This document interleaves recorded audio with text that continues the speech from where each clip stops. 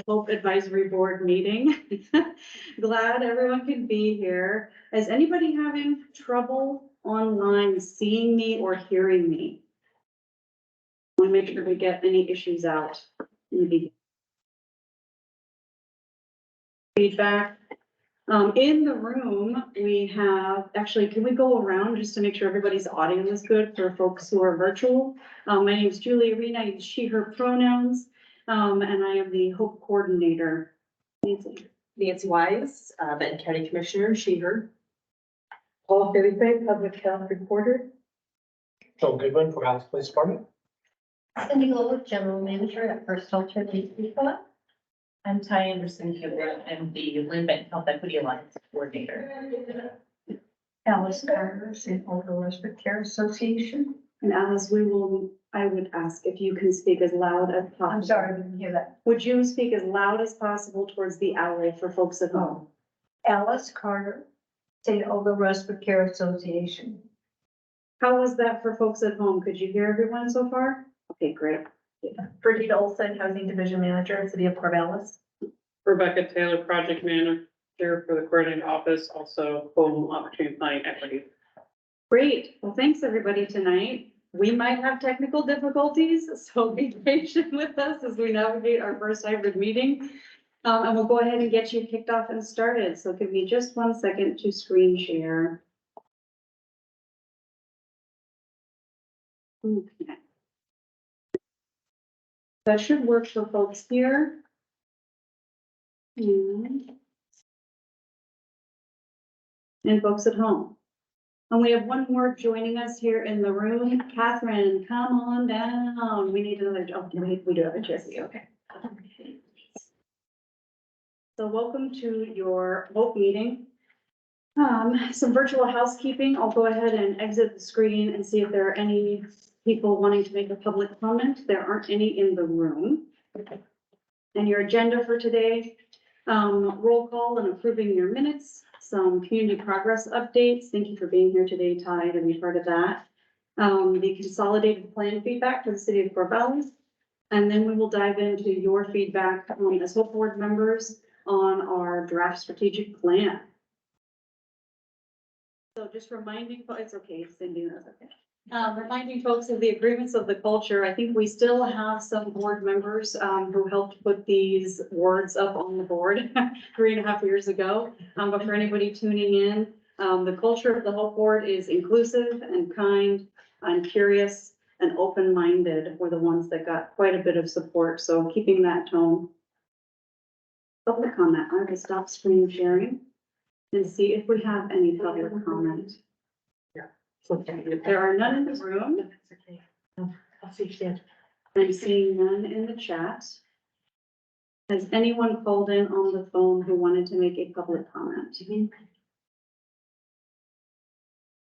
none, we can go ahead and move on from that. Paula, there is no public comment today.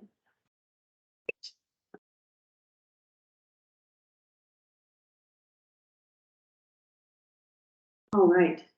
So your March meeting minutes, I sent them out on Friday. Are there any edits that anyone would like to make to the minutes? Okay, hearing none, is there a motion to approve them? Motion to approve. Cindy moves to approve. Is there a second? I'll second. Joel, thank you. I'll go ahead and go through and we'll also do it for roll call. Catherine Bisco. Approved and present. Carol is excused today. She has family visiting. Alice. Do you approve the minutes from last time? Want me to read them? No, do you approve them? Oh, yes. Thank you. Ricardo, who should be attending virtually. I haven't seen him join yet. Do you see him? We'll give him a minute. Brian Cotter can't be here tonight. Cade. I'm here. Brian's here. Oh, sorry, Brian, you are here. Wonderful. Thank you. I apologize. Yes, Brian, go ahead. I abstained because I wasn't here. Thank you. Cade, are you present? Okay, Anita? Here and approve. Joel? Here, Hibbert. Aaron? Have you? Joining from Salem and might be a little bit late. Ari? Barbara? Melissa? I'm Bria. here.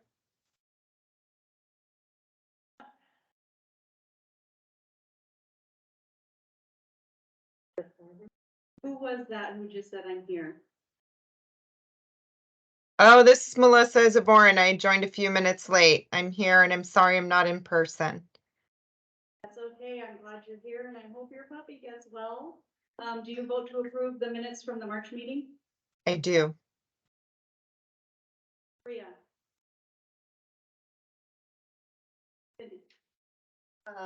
Here and approved. I know that Charles can't be here today. They're doing a big event up at the Capitol, so he's excused. Peggy messaged me that she might be a little bit late.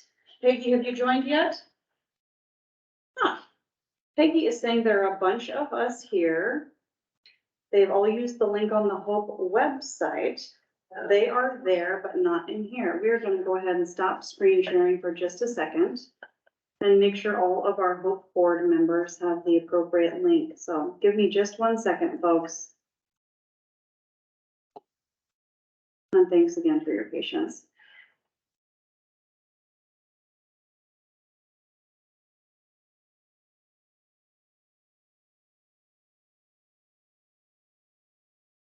Okay.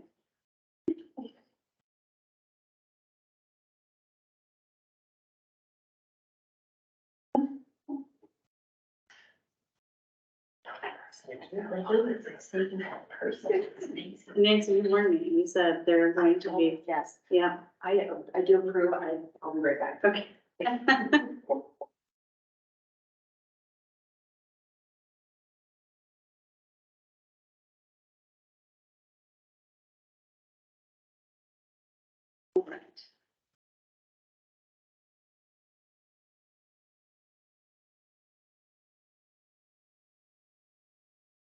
Is there any chance that they are in a waiting room?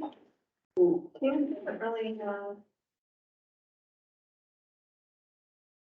I'm not seeing anyone in the waiting room and most folks were able to join. I don't know what is happening. Further.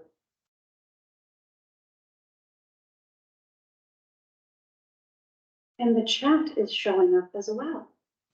I'm seeing Aaron, Stephanie, Lori Chaplin, Barbara Hanley, Ricardo, and Peggy all in a separate meeting. Could it be a former meeting that's not good? Oh boy, that's not good. No. Okay, so I am going to ask, I ask all of you to please leave this meeting and click on the link in the meeting invite that I just re-forwarded to the whole board. And it seems that somehow the meeting link on the agenda online doesn't match the one that the rest of the board has. Well, thank you, everybody, for staying tuned. I want to make sure our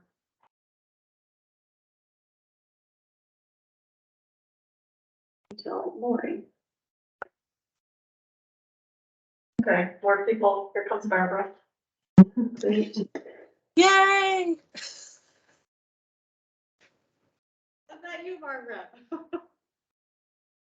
Yeah, there were about 6 of us in a team's ghost town. So glad to be connected.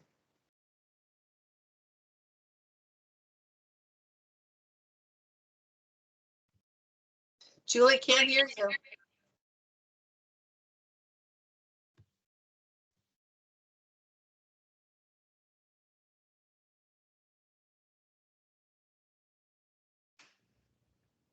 Here up for the second time with 16 ounces of water. Folks at home who could hear me before, like Anita and Kayla, can you hear us now in the room? I can hear you now. Yeah, thank you. Beautiful. I'm going to take a little pause and we will redo the minutes, vote and attendance. And before we do that, I would love introduce your newest board member, Erin. Erin, are you in a place where you can introduce yourself to your new board member friends? I am. Hi, my name is Aaron Lewis. I'm a lifetime Corvallis resident, born and raised. I went to Benton County Public Schools, and I currently work in the Oregon State Legislature as a legislative aide. Graduated from the University of Oregon last year, and I am here to serve my community and use my voice. Nice to meet everybody.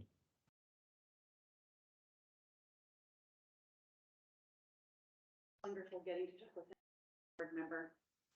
Okay, so there has already been a motion to approve your meeting minutes from March. And most of you have voted, but I'm going to go back and make sure that those of you who are now here are able to vote on those minutes. Thanks for your patience, everybody. All right, I believe Ricardo.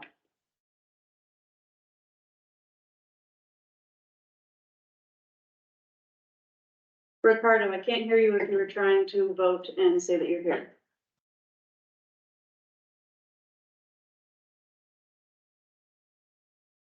I know that you are here though, because I saw you. Looks like you're muted. Yes, hello. My apologies. It's just that this meeting coincided with a very important phone call that I got from my doctor that I cannot not take. I would like to please ask to you wait for me for or excuse me for 5 minutes until I finish this conversation. Always take care of Okay. yourself first. My apologies for this. Thank you. No apologies needed. Hey.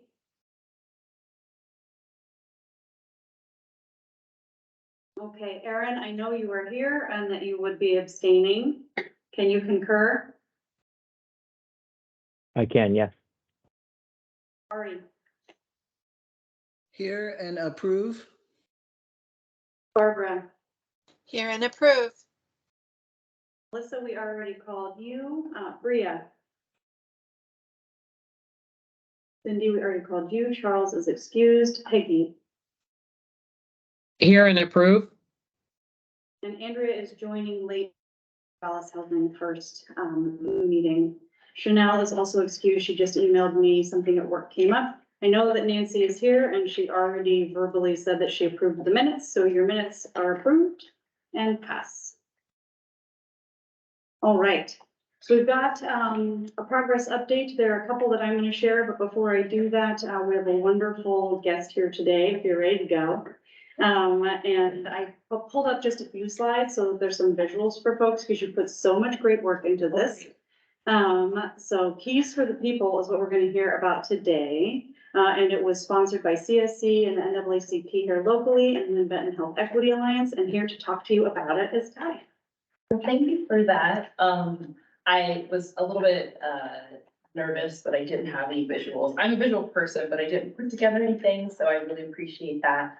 And yeah, my name is Ty Anderson-Piepler. I am a coordinator for the Benton Health Equity Alliance. And I'm really excited. I was happy that Julie reached out and asked me to briefly share about some of the successes we have this year versus our first event last year.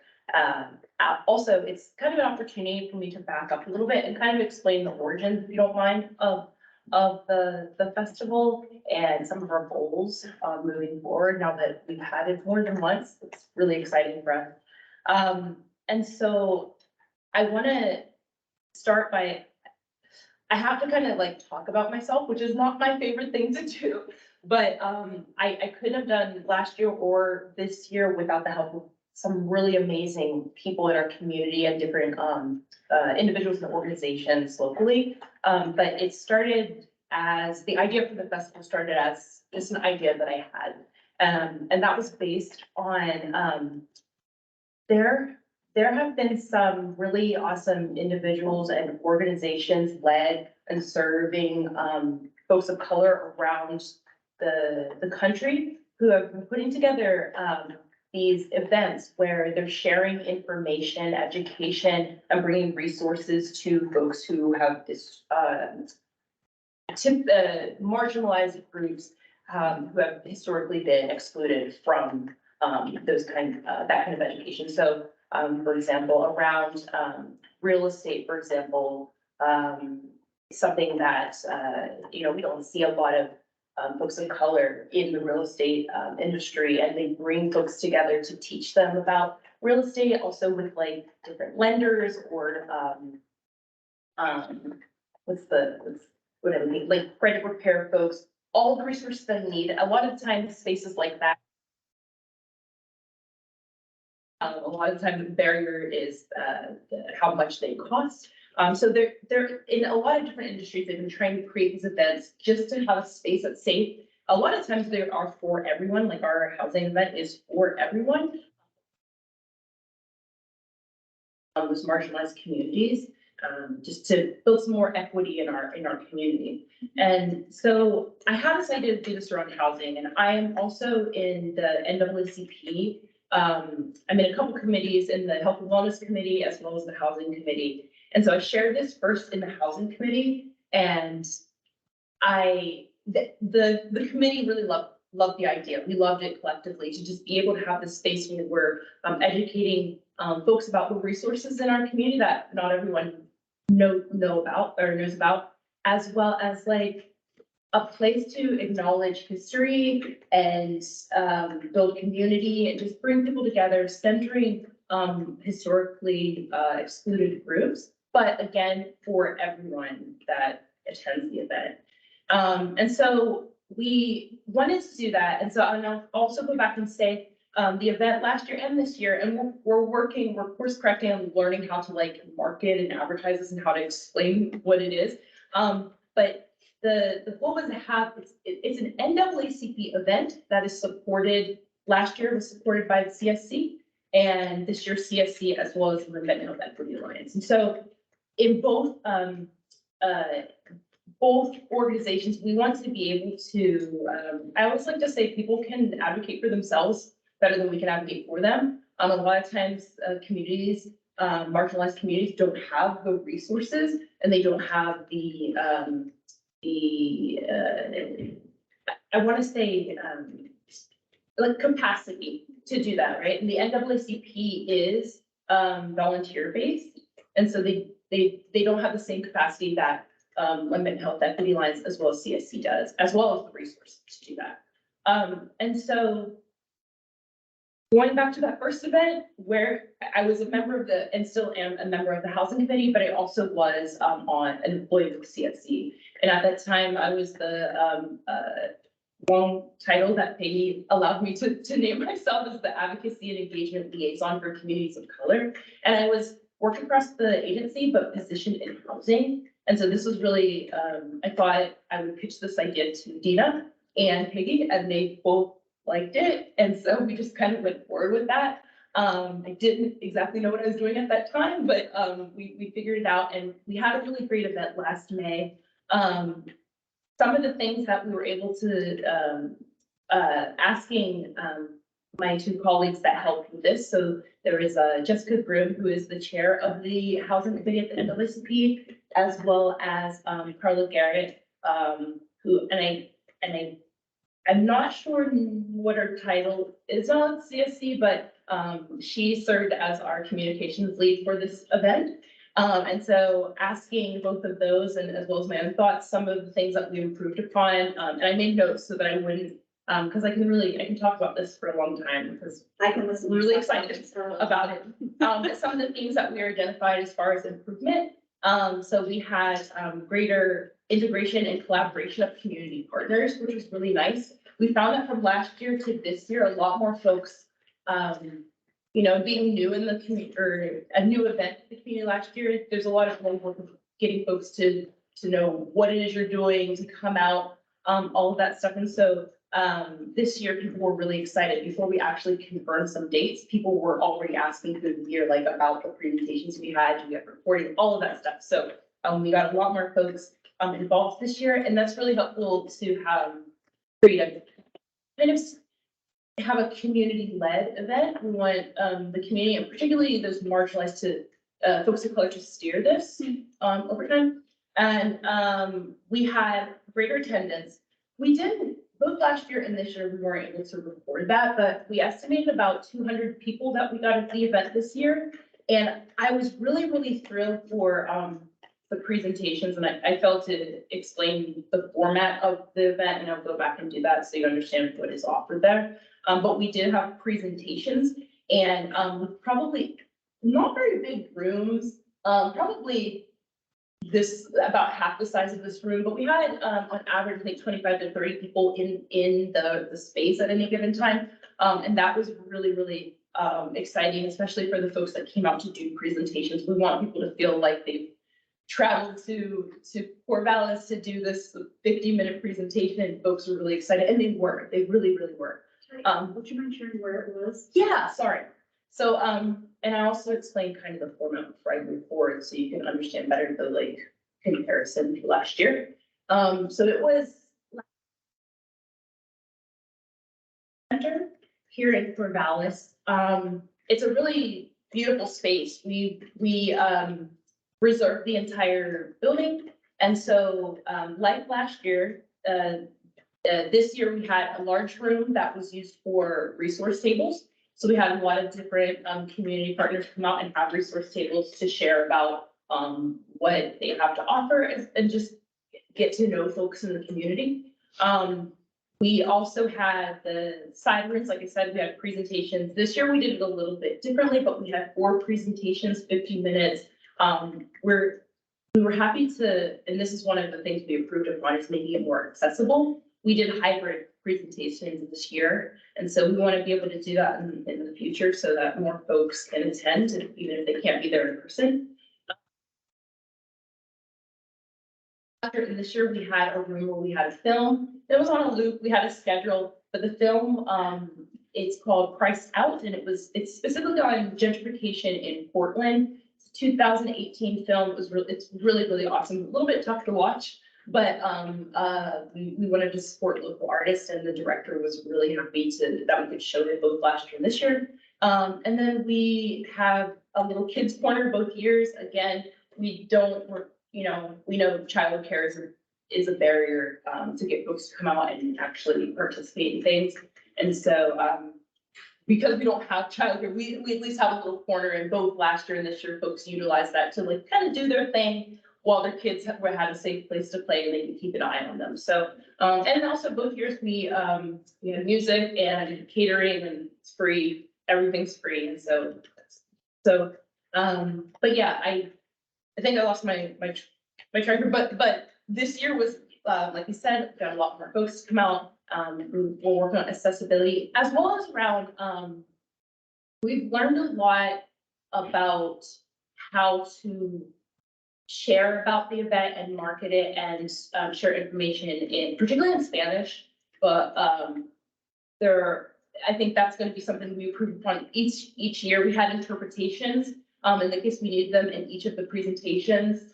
Yeah, and also around language of how like we're translating the name of the name and the description, so that the feeling is the same, right? He's for the people, and there's a double meaning in that, and it actually worked in both English and Spanish. But as we move on, we'll identify other languages that we might need to reach out to folks. But yeah, like I said, I can talk about this forever. And I think that, unless you have questions, I'll kind of stop there. Sure, yeah, we have time for questions. Thank you for taking the time to come here in person, share that this happened, that it was such a well-attended event. Are there questions? We'll start with folks online and then we'll go to in the room. Peggy. I don't have a question. I have a comment or two. I just want to say that Ty is being very self-deprecating when she says that she didn't really know what she was doing, because for somebody who didn't know what they were doing, they put together a fabulous event. And, we did this in the middle of COVID and didn't know how things were going to happen and what kind of turnout there was going to be. And people had such a lovely time and got such great information and went home and shared that information with other people, that really is demonstrated in the greater attendance that they had this time. And I really look forward to, 10 or 15 years from now when they're doing this event again, and we say, wow, remember when we just first started and now thousands of people are coming? don't want to do 15 years, because we love keys to have with them. Well, yeah. Right, let's put ourselves out of a job. Sure, yeah, I don't wanna be pessimistic, thing, but yeah, one of and thank you for saying that, Kate, I really appreciate that. One of the, goals that I've had for this event, is that even if I step away or Jessica Groom steps away from her position as chair or Carla's not there anymore and this can still continue. This year we were able to reach out to local designers to help do branding so logos, social media, so we can advertise on social media, tablecloth, banners, all of that stuff. And that, again, was supported by the Mental Health Equity Alliance as well as the CSC. And that was given to the NAACP. And our idea for that too is that if the NAACP ever wants to pass that on to another organization that is, as long as this is a BIPOC-centric festival, that is another organization that is led by folks of color, they are able to put their own spin on that, because the feeling there is still the same, the purpose still is the same. And the other thing I want to mention is we were excited to have a lot more people in attendance. For us as and all the wonderful people that helped put this event together, but for me personally, the biggest thing for me is building community. Because one of the reasons why I did this, other than wanting to get that information out, is because I found, I mean, some of it I had a feeling about that based on lived experience as well, but doing my work with communities of color at CSC is that, you know, we have to have, relationship can't be transactional all the time, right? I know that even me being a person of color and going out into groups and like building relations, and people are great with me, but sometimes we don't know different agencies and we don't know different organizations, and that kind of changed it, you know, when we're talking about communities that historically have valid reasons for, you know, not trusting certain systems, right? But you know, it's not really a bait and switch, right? It's I wanted there to be joy there. I think Carla mentioned that, you know, this isn't a housing event that's BIPOC centered. It's kind of the other way around, right? This is more of a celebration.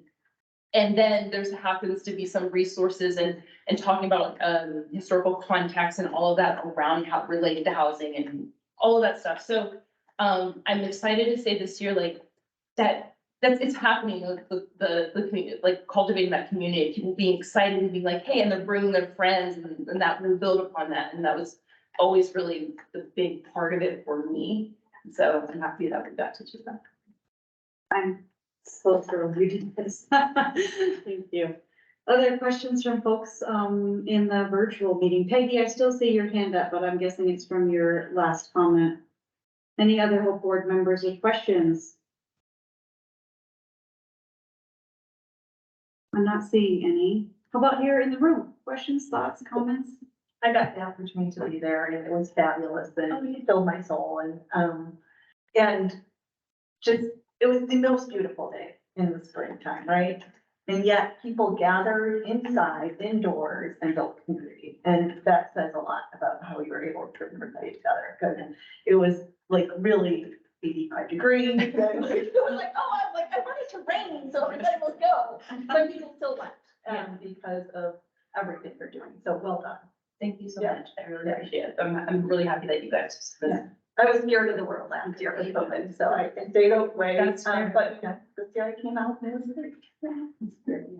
Well, hopefully those of you that didn't know about or didn't were able to attend and see more of you next year. That would be really awesome. And yeah, and we're just, you know, growing and learning and course correcting as we go. But I think this is something this community really needs and And values and supports. I appreciate that. Yeah, thank you. Any other questions? No questions, but just an added comment, and I can't say anything probably much more than what's already been said, but I just didn't have the opportunity to attend that with the opportunity last year. But the the sense of community that you were seeking to achieve was very evident in every room. Can you speak a little? Oh, I can, sorry. So I too got to attend the event. And I support everything that was also already shared. But that sense of community that you are talking about was very evident, having not attended before. The resources were exceptional. The speakers were outstanding. So we had a very husband and wife enjoyed our afternoon with the entire team. And I would say also an exceptional performance of the event itself. I mean, it really was impressive. So thank you so much. I'm looking forward to next year also. It's an essential event for our community. Great. Thank you so much. Any other questions from folks online? Or in the room? I'm so sorry I missed it. It's okay, and like I said, hopefully next year we'll do it again. We haven't confirmed yet, but I'm thinking, so the presentation that we had, and I know I'm gonna forgive this if I try to name them, but, for example, Fair Housing Council of Oregon came in and did a presentation on, historic land use and, housing discrimination here in Oregon. There was a really amazing one with, it was more of a panel style with community partners from Faith Hope and Charity, from Corvallis Southern First, from Benton County. Like it was, and you know, we want to make sure that it's not, doesn't feel Benton County centered because NAACP is with Benton NAACP. So we you know, try to make sure we included some folks. So Creating Housing Coalition, Stacey Bartholomew came out, and then we just had them on a panel to just talk about community kind of solutions for the housing inequity and problems that we have here. So, but I'm thinking we can do some of those during the work week, kind of recreate them, and so folks can log in, same as this meeting here. So hopefully we can do that as a hybrid or virtual. So please look out for that. I'll share it, certainly. I will blast it. Rebecca and I bumped into Stacey Bartholomew at the Albany City Council on Monday. And I extended a similar invitation that I did for you to come to the next H.O.P.E meeting and talk about the tiny home village happening in Albany for the first time. So stay tuned for that, board members. Hopefully Stacey can make it to one of the next upcoming meetings. Yeah. Thank you for having me. Yeah, thank you for being here. We have no more questions. So do you have any follow-up resources that you want me to send out to the board? I know it was a last minute invitation, so I appreciate you coming in person. Yeah. Thank you so much. You're getting lots of things online as well. Thank you. Yes, reach out. Thank you so If you much. need anything, call. Okay, folks. We will go ahead and continue. There are two small updates that I wanted to share with the board and for anybody else tuning in. And then I'll pass it over to you, Brigida. Give me just a sec. Okay. So you have all heard about coordinated entry extensively. And I just wanted to give a brief update about progress that we're making on it. Coordinated entry being the concept that we should do our best to prioritize our most vulnerable folks for housing to have the greatest impact. And so I just wanted to share with the H.O.P.E board that CSC is convening many of our local providers twice per month for case conferencing. And they are making housing connections. They are learning about the gaps and needs and documenting them. And they're also just doing a lot of list cleanup as they come together and they say, oh, that person got a voucher. That person is in housing now. That person got into this program, so that we have more of an accurate idea of who is still experiencing homelessness. So I wanted to just shed some light on the work that CSC is doing on that. And then Rebecca and I in the coordinated office, we're supporting any of our providers to have consistent language in their release of information, like their consent form when they talk to a client or a guest or a peer, to say, you know, hey, we'd really like to talk about you in this case conferencing to help with housing coordination. So Rebecca and I put together some language that's now been incorporated across different organizations participating. So that everybody feels comfortable. Lynn Benton Housing Authority knows that they can discuss certain folks. So I want to share that, just some progress we're making. Any questions about that before I move on? We've done a lot of that, but mainly because I want to save time. Can you say anything about what you guys have learned so far through that process? Or do you, I don't know if you want to take the time to, just a few of the highlights? You know, Andrea, Rebecca and I have only been joining for like the first 10 minutes or so to talk more about like, what do we need for release of information or documenting things? And then we exit once all of our provider partners start talking about individuals, because we really shouldn't be in that space. So I don't have enough to share with you today, but what I can do is talk with Dina and Corey over at CSC and ask for some takeaways that they are learning in case conferencing and bring that back at the next H.O.P.E meeting to share. Does that sound good? Okay, thank you.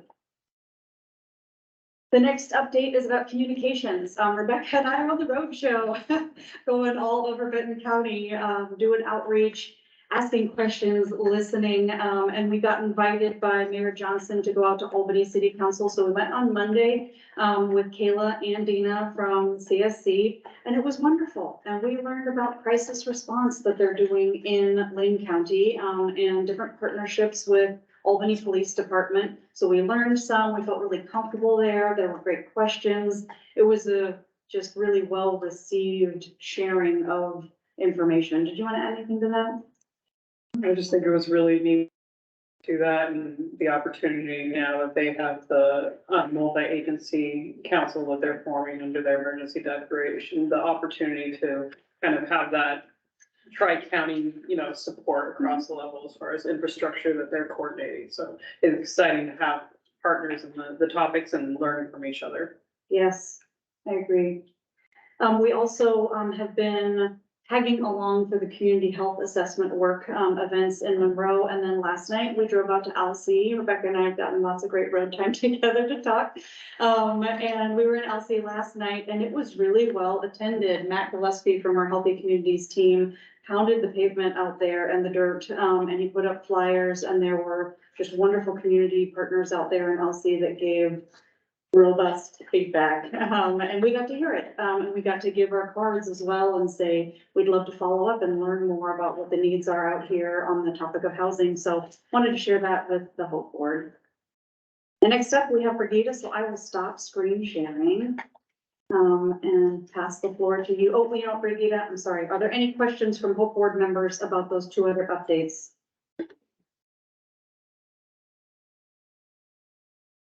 Okay. Take the floor. Thank you for being here, Brigida. Thank you. Thanks for having me. So Brigida Olson, Housing Division Manager at the City of Corvallis. Wanted to share with folks about the work that we're doing as far as our consolidated plan. It's a 5-year plan that we get to do for HUD that helps decide how funding and priorities should be made. Consolidated plan really looks at the needs analysis, market data, key informant interviews, including the CHIP and the H.O.P.E, to determine what's needed in our community and how can we address those issues. Primarily, we've used CDBG in our communities for about 20 years or so. We took a break, which is called Community Development Block Grant. I'll go more into that. We took a break from having the home fund for about 5 years, thinking that our community partners would be able to acquire more funds at the state of Oregon, but that wasn't the case. So we're back into utilizing that tool here at the city and working on the 5-year plan. CDBG is really our Community Development Block Grant. If you can say it fast, really quickly, then you're an expert. And it is a tool that's used to help low to moderate income communities. And we use it primarily for grant making to community partner organization, nonprofits, to meet the needs of communities that can be used for multiple different activities, including the acquisition of real property, relocation or demolition, rehab of our aging housing stock, construction of public facilities, improvements, human services or public services is what HUD would call it, is capped at 15%. So although we do an allocation of that at 15% of our annual allocation, it's about $82,000 annually that can be used for human service type of activities. activities related to energy conservation or renewable energy or provisions of assistance to, carry out economic development activities or micro enterprises. This is a lot that the tools can be used for, and from my perspective, if we would choose to say, yes, let's do it all, we have finite resources, so a more targeted approach is advised. We can't use the money for community development block grant primarily for new construction of affordable housing. We can't use it for political activities, general income payments, so it can't pay for basic income, for example. And then there's just a lot of federal rules and regulations associated with this money. Our home investment program, which is the program we took a break from, but we're back in, is one of the tools that's primarily used for the development of affordable housing for low-income individuals and families. And when I think it's really important that we think about what the city does from a bricks and mortar standpoint. Like, you need to have the homes for folks to live in. And we have finite resources to help leverage these federal resources with other state and federal resources that many of our partners utilize. We have an annual allocation, so grantees apply for money from the city. They go through a review process, and in our action plan or annual action plan, we present that to council and HUD, and that's demonstrating progress in our 5-year plan. So you have your 5-year plan. Every year we come back with our annual action plan, what we're going to do. And then we have what's called a CAPER, a Consolidated Annual Performance and Evaluation Report. I think I've only known it as an acronym, which is awful. But our CAPER that we do in the fall to demonstrate what we've done, what we've achieved, and what we couldn't achieve. Our proposed goals for this year remain the same. I would say the world has gotten more challenging for low-income individuals in our community because of a variety of reasons and the lack of a safety net and disinvestment in communities for decades. In addition, the pandemic. And so our previous plan goals were items 1, 3, 4, and 5. So create and retain affordable housing opportunities. Yes, we know we need more housing. Yes, we know we need to retain our existing housing stock. So if you don't invest in our existing affordable housing, then and have deferred maintenance, then that's not helpful either. So we need to have these resources to both create new housing, such as utilizing the home program, and also CDBG to help with rehabbing existing housing stock. Support the achievement of the work you folks did. So support achievement of the policy recommendations of HOPE is critical, along with strategic priorities from the Coordinated Homeless Response Office. And so that will be some of our goals potentially, and then support agencies that provide direct services to low-income and special needs populations. The resources that we get from HUD are pretty modest when you're thinking about the needs and how great they are. So a little more than $500,000 of community development block grant annually, 380 of home investment partnership dollars. And we do grant make and sometimes get paid back some loans over time. So a rehab loan program or money that we may have granted to a nonprofit that is no longer the terms of the loan come back. So we get roughly $150,000 back annually, and that gets reinvested back into our community. So why are we saying let's stick with the same goals?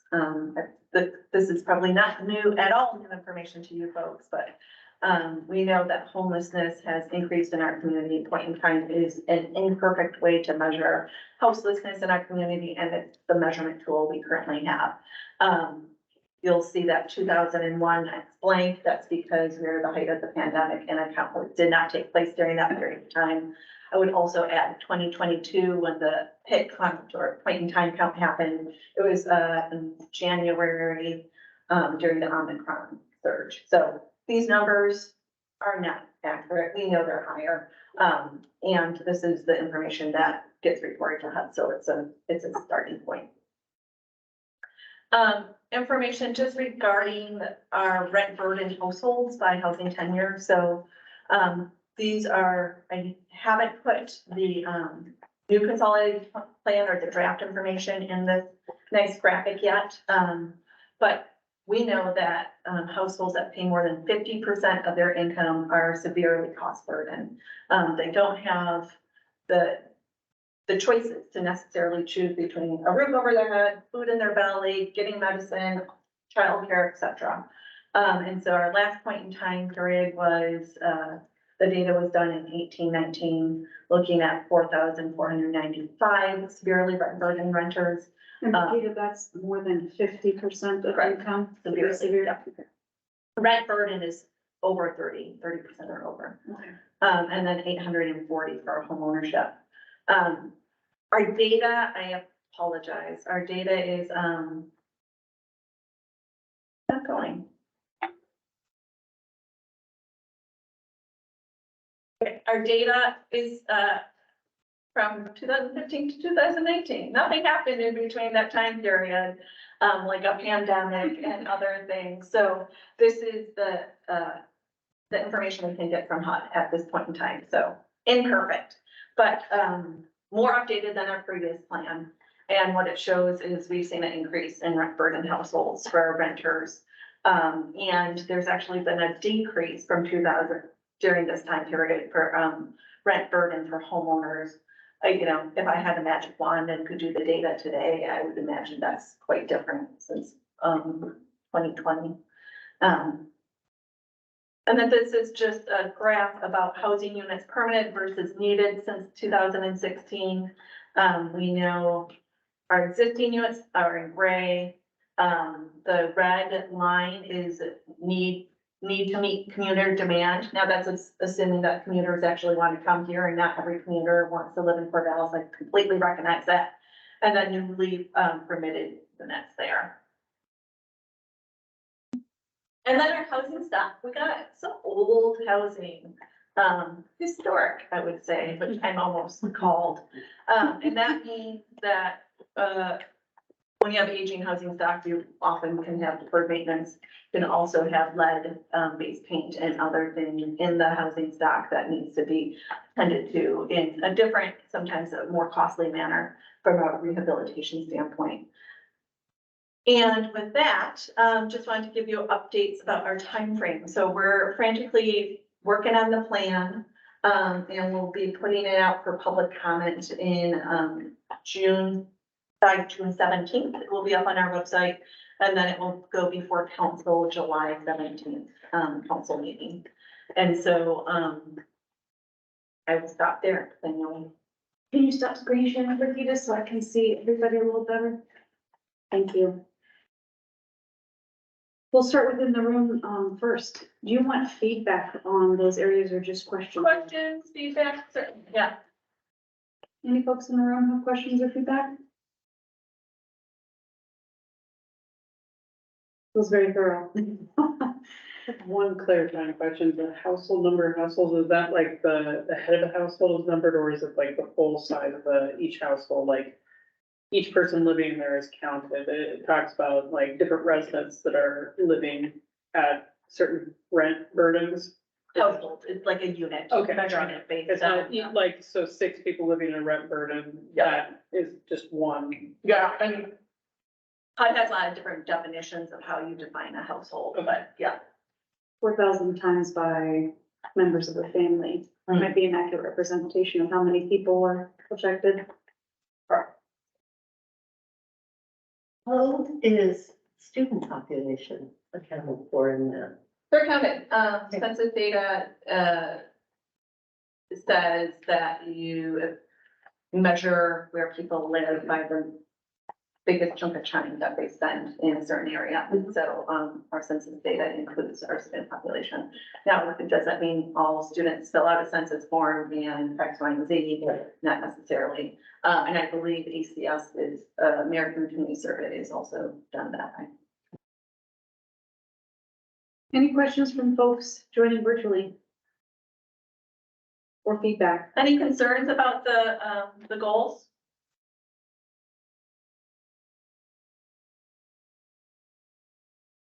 One thing that I'm not sure if I talked about, was the infrastructure. So the one goal that we are intending to add into our plan that's a wee bit different, is to,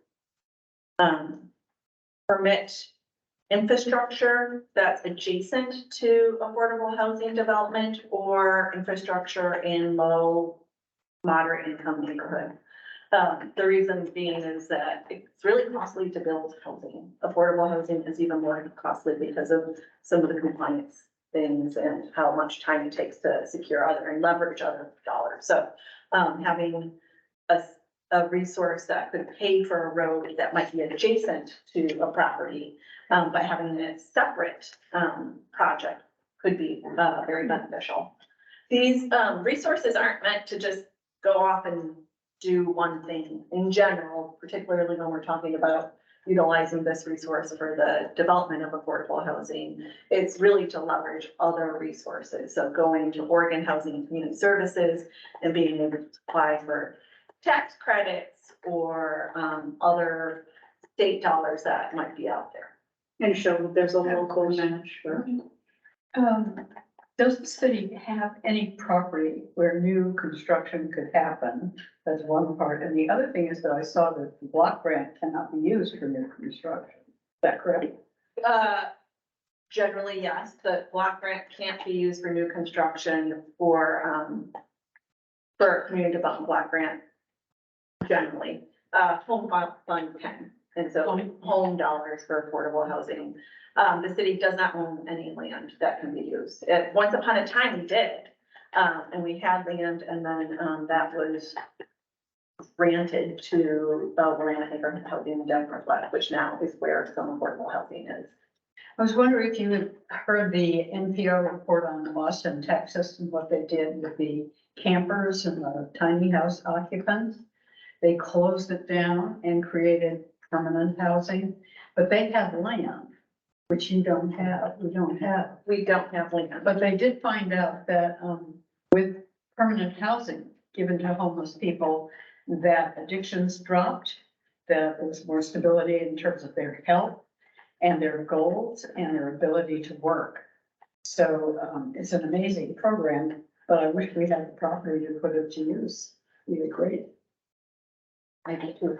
And we have more resources than we've ever had, right? And so CDBG, it can be it's a federal resource, so there's some levels of bureaucracy associated with that resource along with our home dollars, but we also have more fungible dollars like our construction access tax and other resources. So really working at having as many tools in our toolbox as possible to work in partnership with developers who then can leverage other resources at the state and the feds.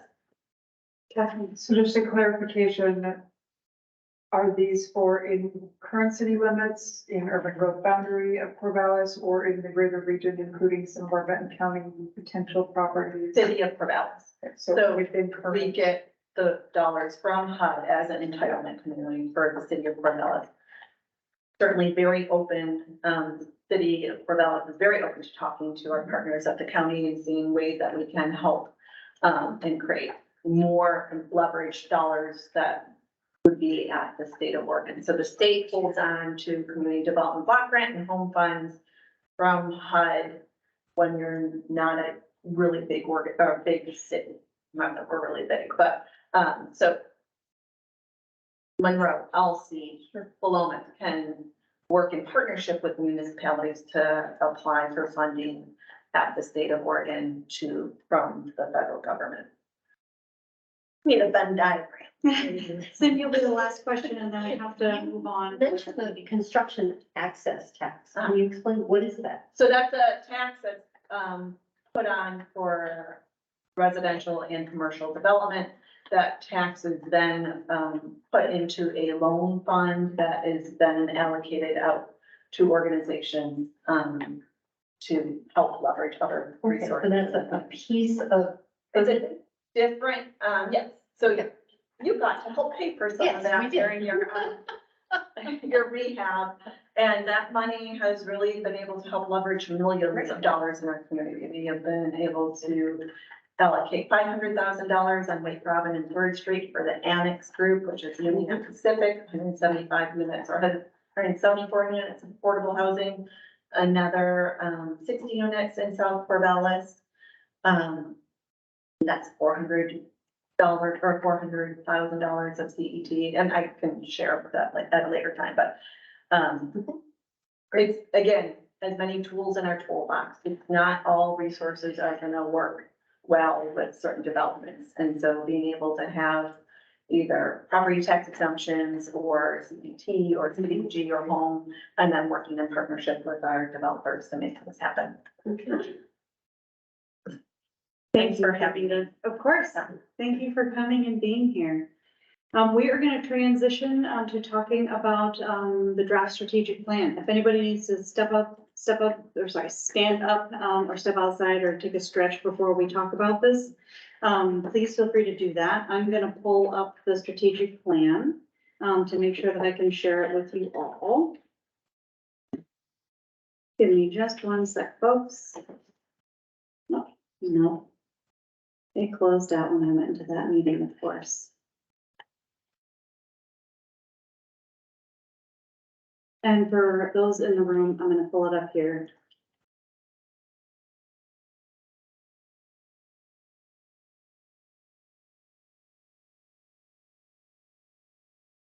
I also received some feedback from Carol Butcher that was really helpful of needing to talk about more of the purpose of this strategic plan, how it's going to be used and why. So that was helpful. Okay, H.O.P.E board members, we are gonna dive in. I sent you a bunch of materials on Friday. And Rebecca and I are the key folks here today to talk with you about this, but we also have April Holland, our health department director, here for any questions that we might not be able to answer. And today's goals are really about understanding and feedback.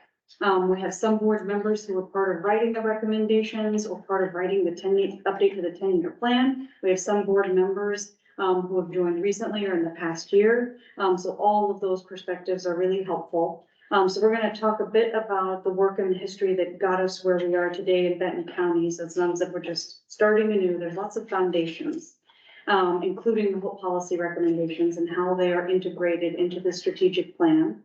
And then we're going to go over the strat plan itself. Policy recommendations, the requirements from the state with this HB 4123 pilot. We'll review it. And we want to hear your feedback.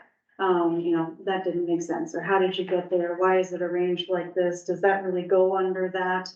We won't be changing a ton of the content until we talk with our partners at CSC and IHN and the COG. So it's still squishy as far as adding more things in, but we really want your feedback in a couple of areas. Rebecca and I wanted to just ground every talk about this with the why. Do you want to say why? You want me to say why? Well, you were here during the formation of the H.O.P.E Advisory Board, and so you were able to experience the atmosphere that came about the creation of the why, which is that the community has come together to have a shared, essentially North Star, that everyone in Benton County should have the opportunity to live in decent, safe, and affordable housing. And so moving forward as the formation of the coordinated office, how do we get there? We're hoping that this will create a framework to provide that cross-sector operational coordination, which was happening for many years as a grassroots level. So we're hoping that this infrastructure will provide a way to more efficiently move some of the activity that you've all been part of moving forward in our community. And so with also the main focus of supporting cities and our service providers, again, with the ultimate goal to sustain housing in every community throughout Benton County. Okay. Are you?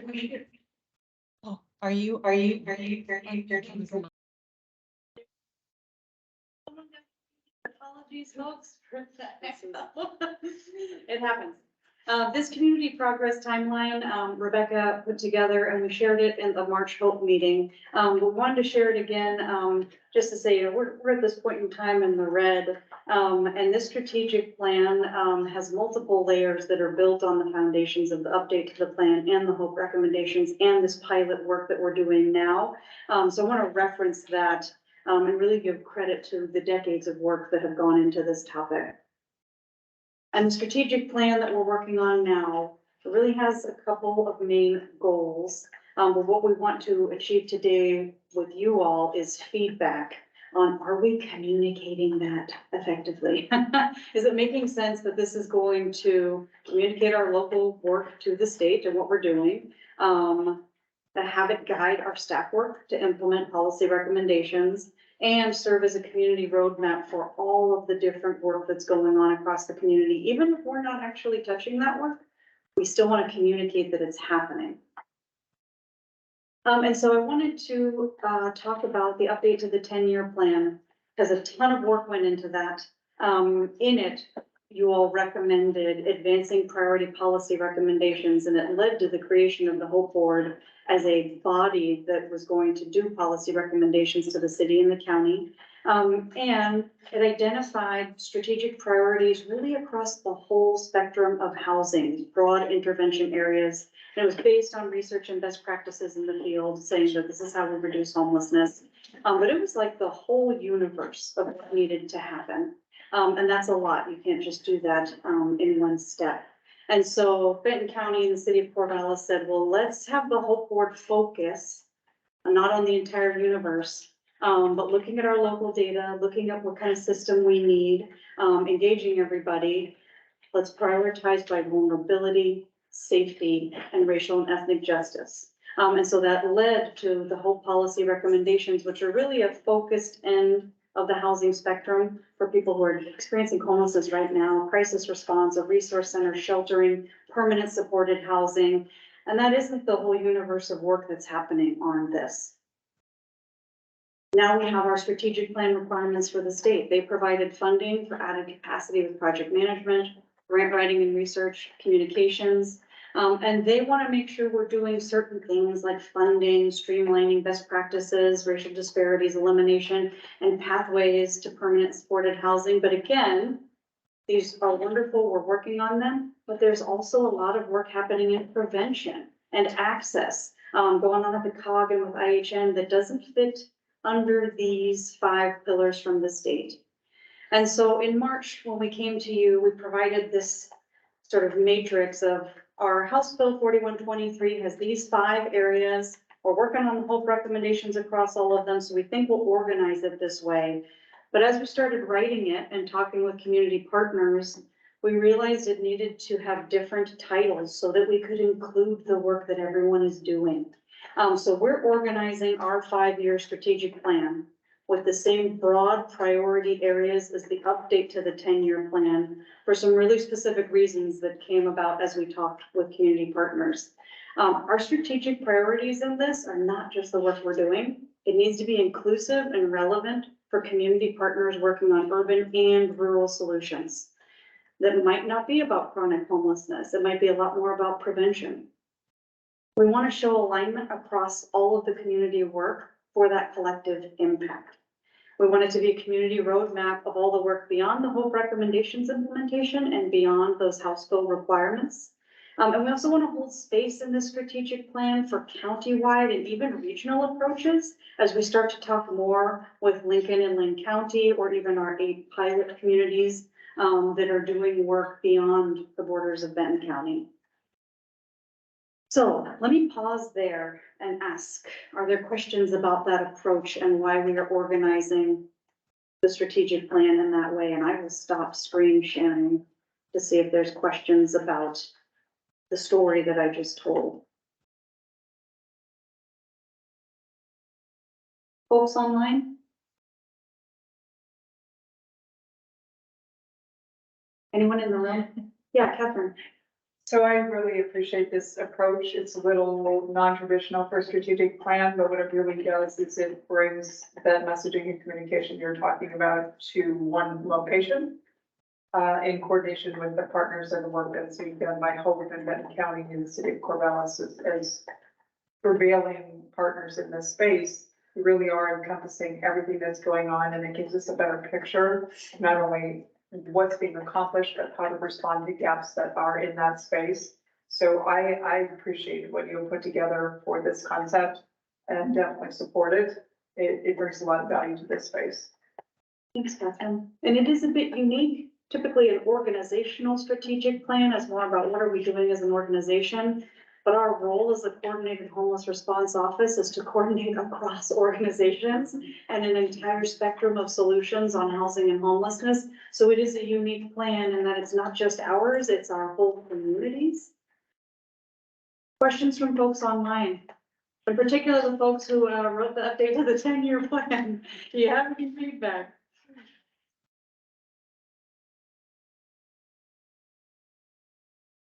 You might as we get into it. So keep the questions coming. I'm gonna go ahead and screen share again. And thank you for the feedback. Okay. So Rebecca, take it away. Yeah, so I was thinking, you know, one of the things we thought of or talked about earlier was identifying the purpose of the strategic plan and whether we're communicating that effectively in the current draft and different kinds of adjustments we can make.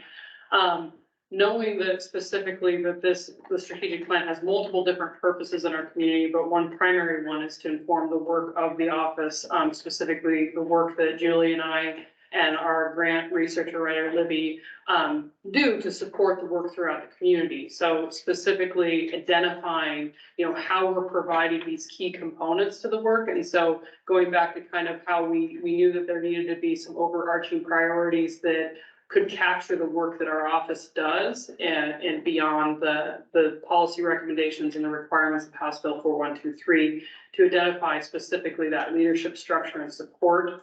And then the building sustainable resources beyond the local level. So really strengthening that regional coordination. And then especially like what Brigitte was talking about is how can we leverage the expertise in our community to get resources out to maybe some of our more rural communities. So also providing a central point of communication, which is a lot of the materials that we've been able to present to you is because of creating the resources and with Kaylee Olson's work in supporting our office efforts as well. And then the community engagement, which we just gave an update about some of the work we did out in our rural communities. So supporting that dialogue throughout the community and capturing that in the strategic plan and aligning it with all the other community engagement efforts that are happening at the service provider level and at the regional level. Okay. Oops, sorry. Every time I hit the yeah, sorry. Oh, the space button? Yes, I turned. Sorry for the echo, folks. So I'm gonna pull up the actual strategic plan, and we'll just have a work session, and throw out any ideas you have. Does it make sense? Is it gonna be understandable to a broad range of community members, including the state?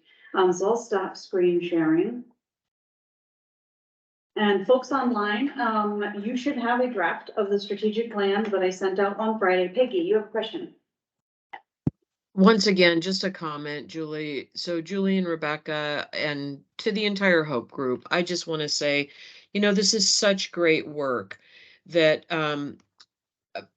CSC sits on all of these different groups. So we're sitting on the House Bill 4123 group for Lincoln County, the Lynn County MAC group, and the Hope advisory body and coordinated office. And you guys are just light years ahead of everyone. And this is really, really wonderful work, deep thinking. Everybody involved should give themselves a pat on the back. Thanks, Peggy. You helped write the foundation that we're standing on, so the pat right back to you. It looks like there's something in the chat. Oh, a smiley face. Well, thank you. Any other questions from folks attending virtually before we dive into going over some of the content and organization? Okay.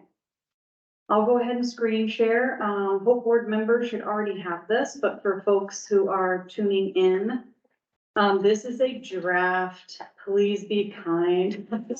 We have lots of work to do.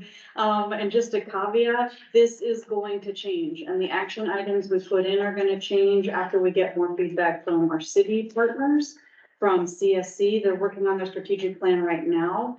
We meet with IHN tomorrow. Thank you, Melissa, for making the time. We meet with the COG hopefully next week with Randy Moore, because all these different organizations have strategic plans and parts of them are going to be listed in here. So just that caveat. And just thinking, maybe not so much, as much change as a clarification. We've created some really broad statements in here that might seem like, how are we going to effectively measure those? And that's where the outreach to our service providers and internal conversations where we can build accountability into the system. Thank you for that. So the table of contents hasn't changed much, but we did flesh out a bit more bullet points than we sent out on Friday. But we're gonna start with, our coordinated homeless response system, the role of our office, the role of the H.O.P.E board, the role of our intergovernmental council to do operational coordination amongst the cities in Benton County, and our service provider network, who's really doing the hard work of helping people one-on-one.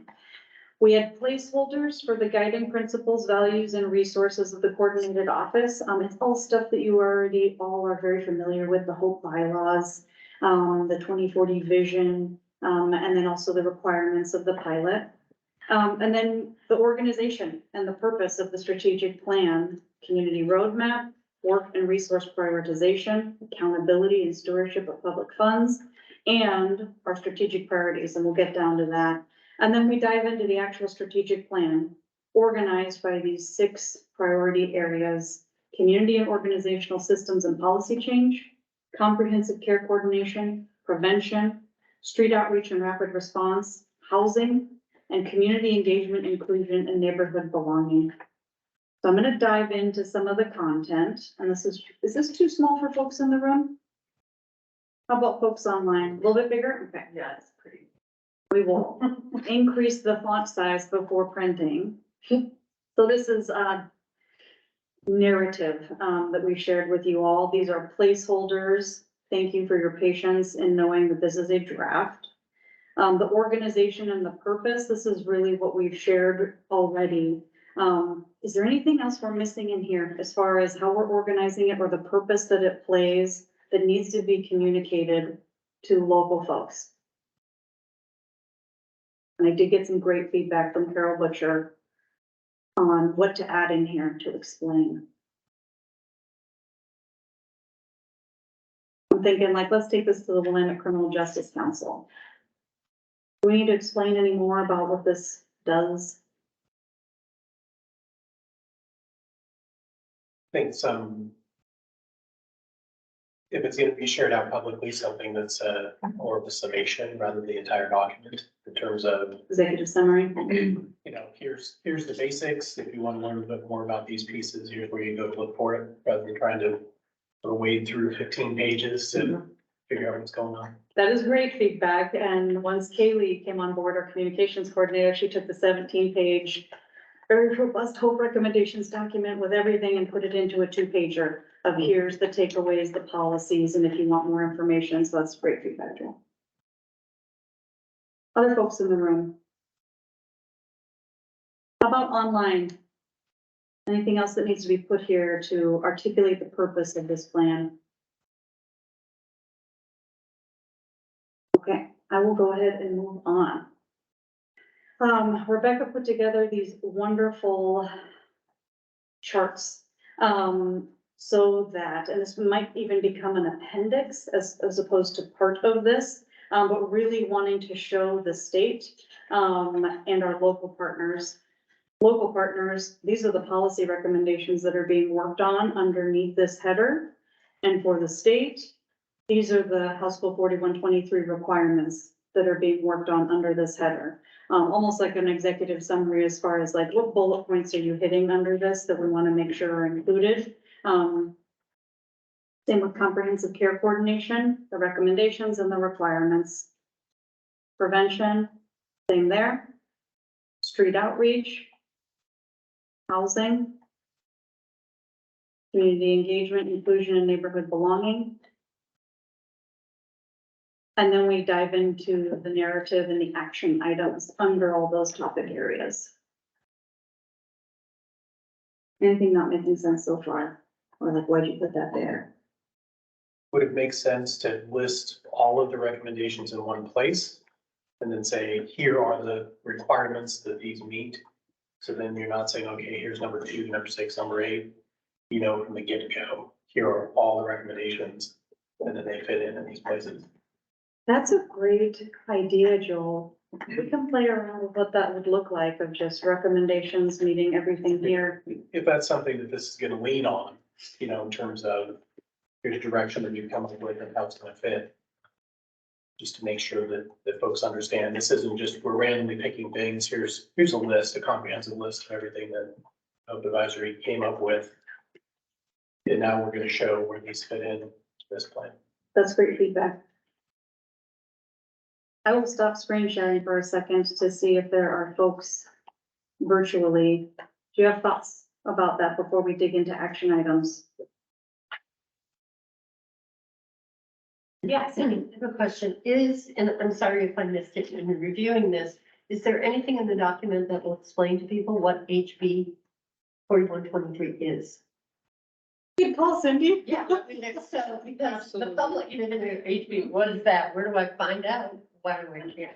This is exactly why we're asking for your feedback, because we're so in the weeds all the time. I do believe we have a section that talks about that, but highlighting that and making sure it's very clear why. And possibly, for people who want to go and read through the whole report, a glossary at the end that explains some of the terms and some of the things that people may not be familiar with. Absolutely. We have a placeholder for a glossary, and we're gonna wait till we incorporate stuff from all of our other community partners to know what goes in it. Right. Folks attending virtually. Thoughts, feedback, questions?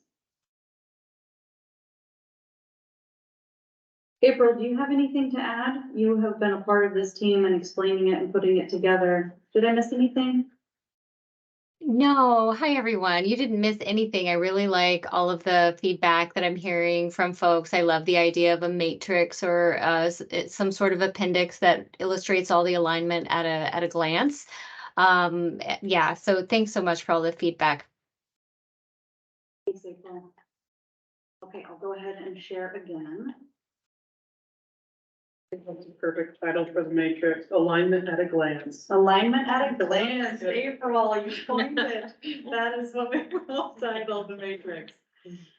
Okay, so just one sentence, these strategic priority areas organize our 5-year plan to coordinate work in the community from all partners committed to this topic.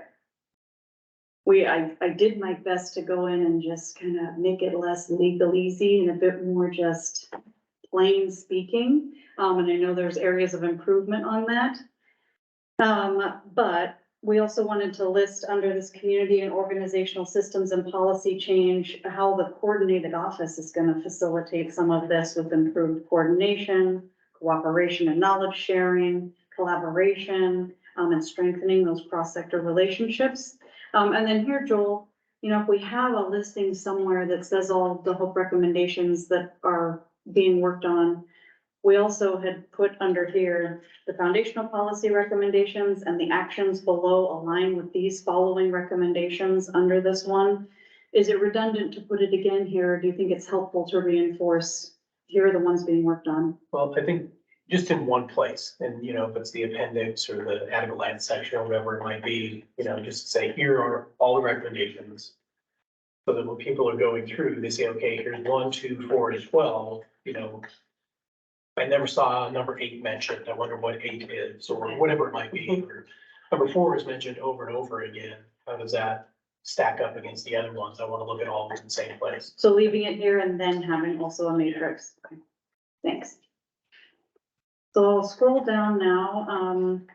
Again, with the caveat that community partner strategic plans and their timelines are going to influence these, and that's where the alignment comes from. If we've got 2 community partners working on something in year 1, that is the bedrock for something else, we will work on that something else in year 2 and 3. So this list is not all inclusive, but it's a good example. We have already met with CSC and we have other community partners to meet with. So there are going to be some in here that are examples of CSC. So coordinated entry, prioritizing our most vulnerable community members for housing. And in this part, improving the data and assessment tool to improve outcomes for people. Our leads are CSC and the Rural Oregon Continuum of Care. And we have a lot of collaborating agencies.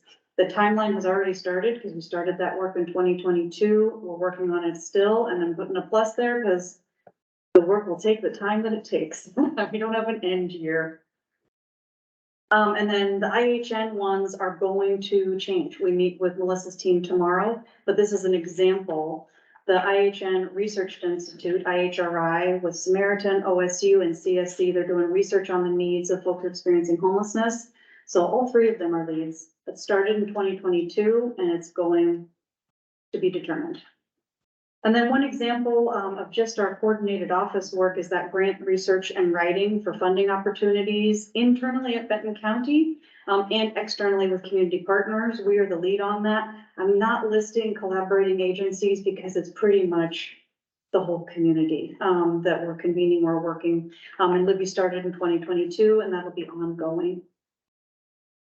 And then here's one from CSC, assessing the continuum of care framework, and that will evolve over time as that assessment continues to happen, and CSC is the lead on that. I will go ahead and stop there. That's the end of that table. Is this making sense so far? The work, the actions, the projects, the progress, the partners involved, and a general timeline.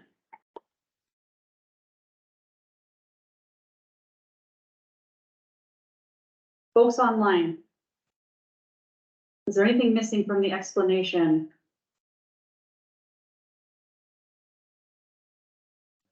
Kayla, I know you and Peggy have heard this twice now, so thank you. Melissa, you're gonna hear it all tomorrow in different detail. I am, thank you. I just wanted to say, because you'll probably be tracking kind of outcomes or progress in relation to this, and the coordinated entry one, there's two main components of that, and that's the prioritization and the data. I was just wondering if you felt it might be better to break those out. That's good feedback. And I know this is a first pass at it. And it's also going to evolve over time. I think every year as we make progress, the dates will change or the action items will change. For each of those action items, Rebecca and I and our colleagues are going to have a work plan of, who's doing what, when is it happening? Who do we talk to first, second, and third? What is the metrics for success of someone getting housed? So the nitty-gritty detail of our operational work, we aren't putting in this strategic plan that is much more of a, here's what we're working on in general and the timeline and the partners. Our work plans will dive into more of those details, and we would go over those with our partners that we're working on with that action item. But that's really good feedback, Melissa. If it starts getting too many in one action item, to break it out. Thank you for that. Other feedback. I wanted to ask the group, now that this is the first list of action items that we're going over, and we introduced sort of the purpose of the strategic plan and the idea of a community roadmap. The way that knowing that we're going to do more organization and refinement and clarification of these action items, is the way we're listing these, knowing that there's things that are specific to the coordinated office that we hold essentially the keys to, but then there's also community work. Does this make sense? Does it feel like there's enough clarity of roles in this format? Or do you think that there is additional clarifying, like maybe columns that have an additional element that we need to include to make sure we understand roles moving forward and that it's transparent to the community about how this work is getting done? Any thoughts on that from folks virtually?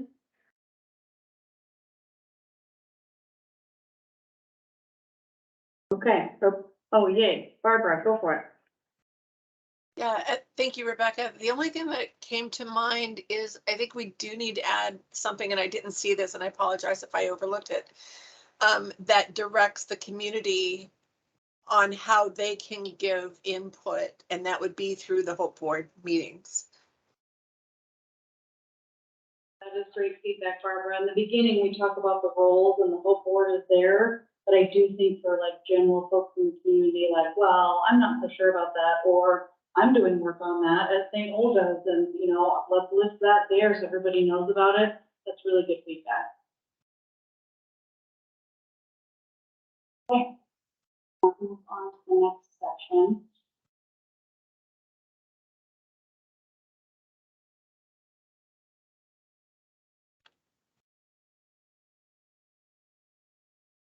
The next section is comprehensive care coordination.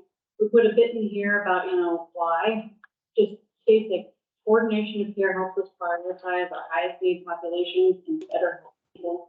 How are we going to do that? And training, funding, development of care definitions, and these actions below align with those policy recommendations.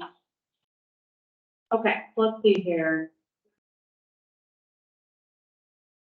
Because this is the case conferencing part of it, and continual improvement on case conferencing. And that really speaks more to the general topic of comprehensive care coordination. So not just the data and improving that system, but how do we coordinate care for housing referrals? That's a component of coordinated entry. The CSC is the lead. We are collaborating, and there are so many home service providers collaborating that I didn't list them here, but I really want to give credit where it's due that they're the ones doing the case conferencing. Situation table implementation, convening community partners to respond to people in severely at-risk situations with our leads, the County Behavioral Health and Corvallis Police Department, our crisis outreach response. You know what, we should put that here, shouldn't we, for having it in right now, just as a note. And then collaborators, as the coordinated office, we're going to help with the rollout and the training and convening, and then all of the service providers who come to the table are also collaborators. Journey mapping for outcomes from a human centered perspective, soft skills training, streamlining access. In there, Rebecca, I see you. This one came from CSC yesterday. I need to move the lead over. As you can see, this is still in draft form. Improving access to housing navigation for communities of color by contracting with culturally specific organizations for capacity building. CSC is doing that, and some examples there. Questions about this one? We stop sharing questions. Go ahead.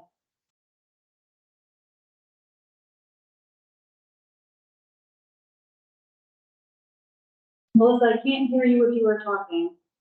Your hand is up. Oh, yeah, sorry. I wanted to poke into the streamlining social service applications and the extent to the intent there, because that could be pretty broad, right? So just wanted to get your thoughts as to how that was included in intent. Sure, for comprehensive care coordination, how do we coordinate better with our culturally specific service providers? And how do we have comprehensive care accessible to our underrepresented communities? But Peggy, that action item is yours, so if you would rather respond to that, I don't want to speak for you. I'm sorry, but I thought I understood Melissa to be asking about the kind of the no wrong door application piece. Did I misunderstand? But I will talk about the application piece, and I can also talk about the partnerships. But you know, back in the day, for those of you who've been doing this a long time, one of the very first items that we talked about as a group of social service providers around the table was, gee, it'd be great if there was like one application that somebody filled out. So no matter where your navigator was or who that navigator was, they helped you fill out an application. It got submitted and it worked for every possible social service provider that there was out there. And as the starting point, so like a common intake process. And so that's something that across the community, there's been a great deal of interest in having for a really long time. And I know, Melissa, that probably there are some thoughts by Samaritan that Unite Us could be somehow be a part, be that system, but it's more than that. It's a broader, deeper conversation. And then I'm going to pause there a moment, and I'm going to say, Julie, to the piece that you were asking about, Ricardo is a perfect example that we have learned so much from working with Casa Latinos. We at CSC have learned so much, and also with our partners at NAACP, Faith Open Charities, the Multicultural Literacy Center, that there are just so many layers of additional information to know that is important about culturally specific communities. And CSC is really trying to take the lead on reaching out to those partners to make sure that their voices are heard at the table in this process so that we can learn from those partners on how we can better serve the communities. Thank you, Peggy. That's awesome. I just question that because social services also relate in my brain to government, other government services, like even talking about food stamps and Medicaid eligibility. And so I have that in the back of my mind. That's a very broad term, but I totally get where you're coming from. And as long as we know that intent, there's no worries about that, but I just wanted to make sure I had that straight. No, great point. One other piece about that in this conversation repeatedly has come up, the conversation about the one system that DHS has launched, and like but that happened after some of this original conversation took place quite some time ago. But again, all of us are not in the one system, so that just adds a little bit more complexity to it.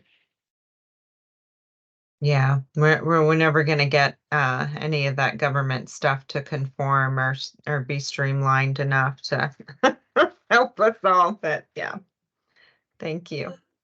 The ray of hope that I have is that ODHS, Oregon Department of Human Services, is involved in the navigation center group.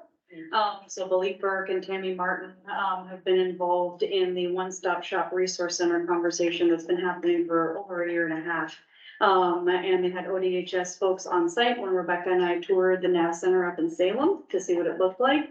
And they will be having people spending time in a local navigation center here that Corvallis Daytime Drop-In Center is going to be doing. And if they have their one form, and if we have folks from there and COG and CSC and the Drop-In Center and harm reduction all in the same building, I think it is at least a great foundation for tackling this topic of one form where someone answers questions that can auto-populate everybody else's form. And I know that's a much bigger conversation and heavier lift, but at least having communal presence from all those bodies in the same place, I think is a good start. Yeah.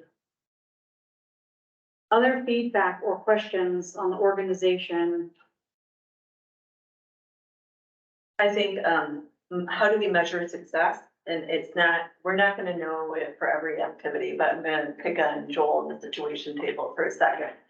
That gets going, but how do we know? So what, right? We are gonna serve X number of individuals by such and such a date. And so I think we're not gonna have the measurements for many of these categories from the get-go, but over time, I think it's really important that we're measuring how we're doing. Facilitation is great, but to what end, for what purpose, and how are we gonna be moving people along the pathway to home?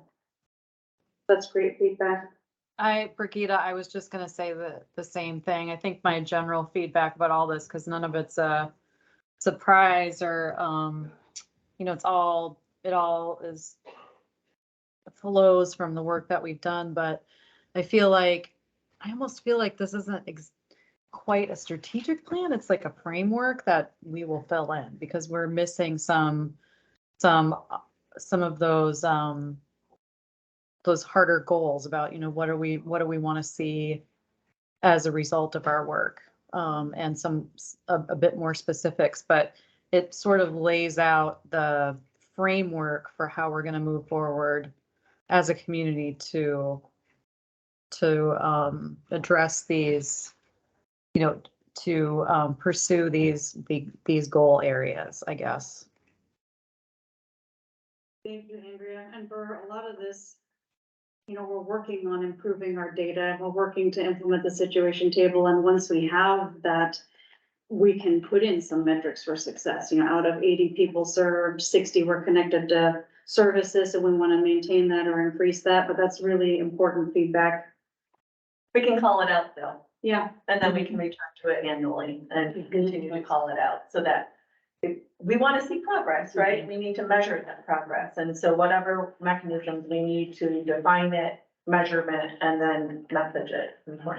Course correction, and Yeah. then even understanding what the metrics are this year might need to change, right? Yeah. Like, I think this is kind of a weird example, but House Bill 2006, which was enabling placement of shelters in areas without the requirement of a land use process.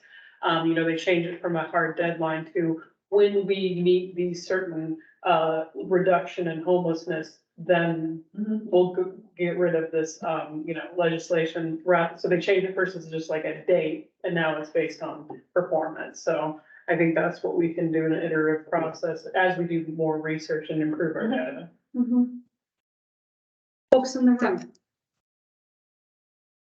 So I'd like to piggyback on what Andrea had alluded to, and really these are goals and not necessarily the actions or the details that we'll come up with later. What are the specific tasks and who's assigned and or who's taking lead on them or whatnot.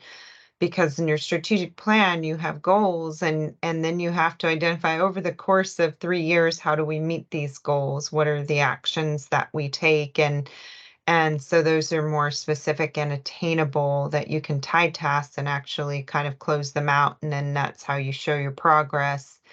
So I think these are a little more high level than that. That's true. A lot of this is system improvement to be able to have smart goals that we can track. Yeah. Feedback from other board members who haven't chimed in yet.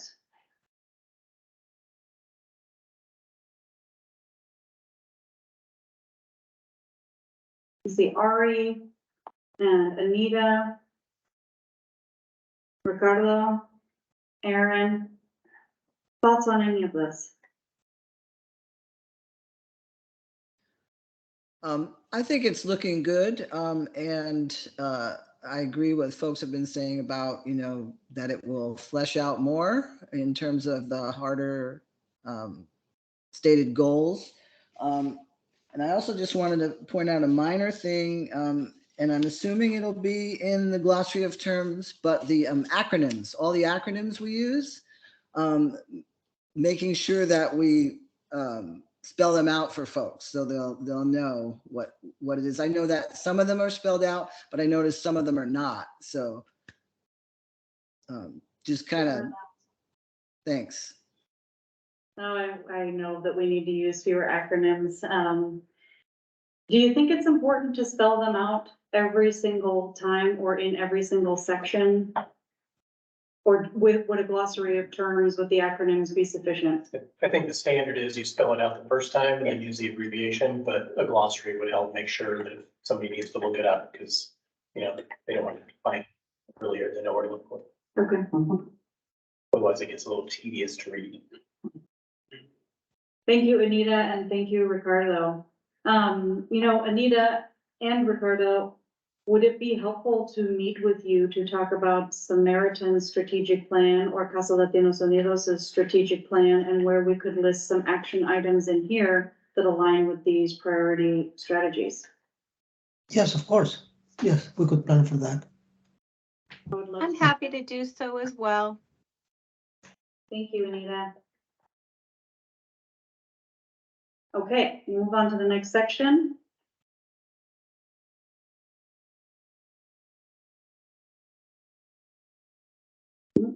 sec. Okay. Next section is prevention. And this is really where our community partners shine, because Rebecca and I are working on a lot of system improvements for our system of services to try to transition people out of homelessness. And there are HOPE recommendations that align with this, because a resource center will help with prevention. But for the most part, this is going to be CSC and the COG and IHN resource center. So a good example, we are helping to support some development for the Kepinak Resource Center, but the lead is the South Benton Food Pantry becoming the Kepinak Resource Center. And then Peggy, this is the one that we added in after yesterday, the education and awareness for policymakers to maintain and expand current services for rental assistance with CSE as a lead and having it be ongoing. Bye, Nancy. Take care. We also have the collaboration with regional health partners in the community health assessment process. I'll be sure to spell that out.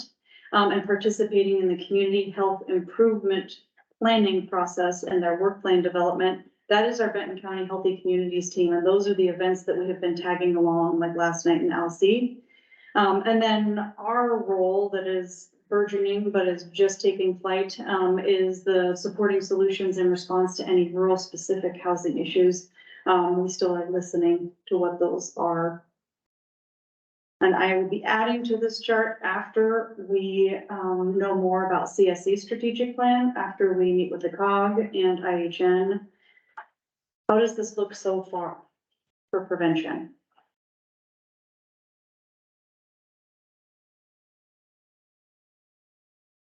I'll stop screen sharing. Folks attending virtually. Thanks, Peg.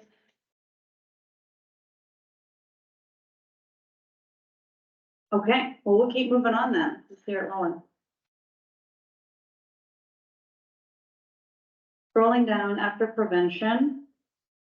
This is street outreach and rapid response, which aligns with some of your HOPE recommendations. Is a best practice. And so we have 4 so far.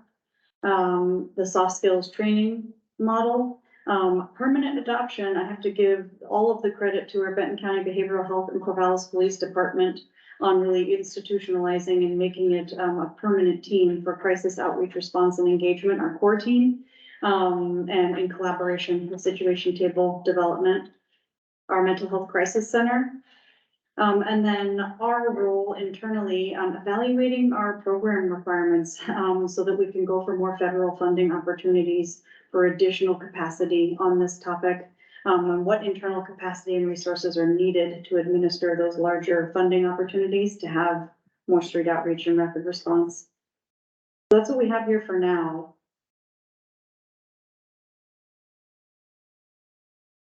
Thoughts? Aaron, let me go ahead and stop presenting so I can hear from you. I just had a question about the first one. When we talk about soft skills, what are we talking about specifically? I'm just curious kind of what soft skills you're referring to in that section. That is such a good question and illustrates what we need to explain about that for folks who aren't involved in that topic. Soft skills is the concept of relationships and being able to talk to and engage with in a really trauma-informed way. Someone who has been camping rough or is housing insecure, experiencing homelessness. How do you approach that person? So it's a concept of harm reduction, peer-supported interactions, human-centered and strength-based interactions, a motivational interviewing style. The low barrier is really that approach of I'm just going to meet you where you are. And if it's a cup of coffee today, great, let's build that relationship. Those are soft skills, the human skills that are so important and necessary to be able to also do what we call data collection, but is really asking that person questions that might be really traumatic to talk about. So the data collection questions, what they are and how do I enter that data, that's one thing. But the soft relational skills needed to help someone and also collect that data, that's what we mean when we say soft skills, and we need to add that. And you can measure it 90% of those who participate feel more comfortable doing X, Y, and Z. And how many people? And the same is true for the crisis center. By whenever, the crisis center will have served X number of individuals, X number will then be more stabilized, X. So all those things will have lots of X's, not blah blahs, but X's throughout, but we need to be able to measure how we're doing. Do you think another potential measurement is like the amount of trainings we offer into what Sure. agencies? And like, a training is one thing, it's a learned stuff. Yeah. Right? Like, did you retain it? Are you better at your job? Are you, being able to move forward with what you're trying to accomplish? But yeah, I mean, I think all those little nuggets, at least from my perspective, they matter. That's a really good feedback. Has any thought been given to, and this just applies to the mental health area, about doing trainings for the business community? And how people can deal with, I mean, we found trainings at the co-op from outside the community that we have people go through de-escalation trainings. How do you talk to someone who has a mental health issue? We've had someone from OSU come in and do a workshop with our managers. I think it would be a great thing because I think most people just don't know what to do and freeze. You want to share?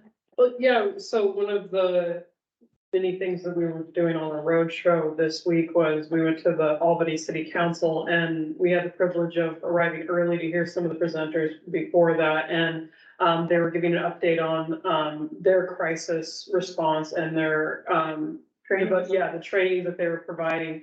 And they were providing this very similar training model to, the library and a lot of the departments, county and citywide. And then a city councilor asked, is this available for our business community? And so that was a question that they were going to come back to, but I think that is a really good aspirational thing to look at right now as far as, how we can, thinking of the next categories we go to, like the community belonging and inclusion, and how we can create that understanding across the community about this issue. One of the counselors said, how about our bus drivers? And Yeah. the woman who did the training, she was like, great idea, like, I'll work on that. Yeah. I see Damien wanting to chime in. And Damien, would you please introduce yourself for folks who don't know your role? Sure. Damien Sands, Behavioral Health Director for Benson County. It's a lovely question. And indeed, I think from a community response standpoint, the broader the skill sets we have and the more numerous a number we have involved, the more success we will have. I'll give one example, and you can sort of Google this on your own time. But there is a wonderful simplistic interventive model called QPR, and it stands for question, persuade, refer. And if you think of sort of a rather complex intervention for somebody who is actively suicidal, you can imagine there's a lot of sort of educational components and some, skill sets that perhaps, folks who don't really operate in that field are going to have. What QPR does is it really gives some, to use the term again, soft skills. It really does give some basic soft skills about recognizing certain behavior, certain patterns, being able to intervene in that moment, and then engage that person in a place in which you might actually be assisting in them in where they are at. And that the sort of the overarching theme behind all of this is really around a person who might be contemplating suicide. But QPR does work as a sort of a very easy access point into being able to engage with individuals that you might be concerned about. In terms of sort of de-escalation and intervention, it's not really a de-escalation tool, but for those in the business community that are interested in that skill set, this applies to people who come through the front door, it applies to your workforce, and it applies to individuals in your personal life. So it's a very, very straightforward training, very easy to access. It's often on a rotational training basis locally as well. So if you're interested in that, do feel free to just email me. I should be on this email list. Email me directly and I can certainly point you in the right direction as to who's doing that work locally. You know, Damien, if you can an email with any resources on how to sign up, I can share it with the whole board and put it in the notes from the meeting too. Yes, we'll do. Thanks. Okay, I'm gonna move on. We have about 10 minutes left. If we don't get through it, that's okay. We really wanted the feedback on more of the organization, and general feedback and less of specific action items, although those are important too. For housing, I mean, it should be obvious, but we did put in a why, and a how. And then most of the actions here, are coming from our city partners who are doing the work of actually adding housing. But, you know, some of it, like the work that Rebecca and I did in number 3, modifying county code language to allow vehicle camping and micro shelter options. There are a couple examples that don't fall specifically under adding more housing units, but they are going to add some more options to where someone can shelter. And supporting funding, maintaining partner commitments and program models like we did with Project Turnkey 2.0. That project hasn't happened yet. I'm saying yet because it's a great model and we'd like it to happen. And then from the city, affordable housing technical assistance to anyone who's interested in that. And then here we do have the determining appropriate metrics for affordable housing production at various area median income levels. We can flesh that out with more specific numbers as that makes sense. Okay, anything to add on the housing? I've been trying to figure out where to put this, but I feel like the camping unsheltered issue is an ongoing thing. And I've mentioned this before, but it's not in our action. I mean, it wasn't in our revision to the 10-year plan, but it's, you know, it's an ongoing community debate. The city is largely handling that themselves. So staff have been coming up with policy and approaches for that. H.O.P.E hasn't had very much involvement or advisory capacity on that issue.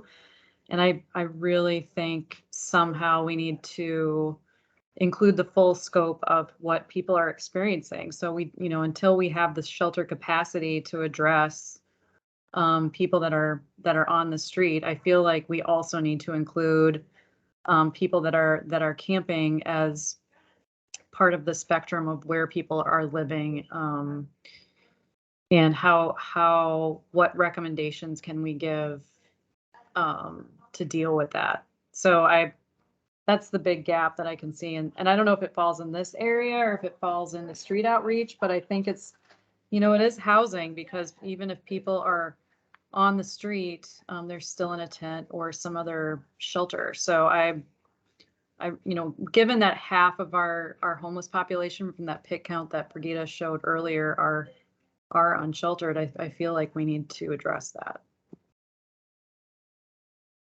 Good feedback, Andrea. How do you see that playing out and listing it in this strategic plan under housing, just as a component? You know, what are we doing to work on it? Do you have other thoughts about that? I mean, I feel like that would be a revision that we'd have to the work. So, you know, and I know that, you know, it's not in the 10-year plan. It's maybe not in what the legislative requirements are, but it's a change that we would need to make, something about, you know, addressing a community response to unsheltered people living on the street or camping issues. With the city having to address the Martin versus Boise issue coming up pretty quick, I feel like that's something that we're gonna have to include. I also feel like reviewing best practices when it comes to people living on the street and how we are responding to that is another work action that we need to do. In the chat, Rebecca's saying something like interim harm reducing solutions. I almost feel like that's not specific enough to, because that can, I'm not sure. Okay. I think to add on or complement that, Andrea, I'm thinking about shelter and, you know, we don't know, when beds are available on any given night in our community. And so if I had a magic wand, I'd love to know what shelter capacity is needed so that we can work towards that. And so another measurement tool, and it's something we're working towards, but, you know, we know we need more shelter, but how much? And for what populations, X, Y, and Z. There's kind of a dual situation here of figuring out an interim solution while also understanding our current resources and connecting people to them.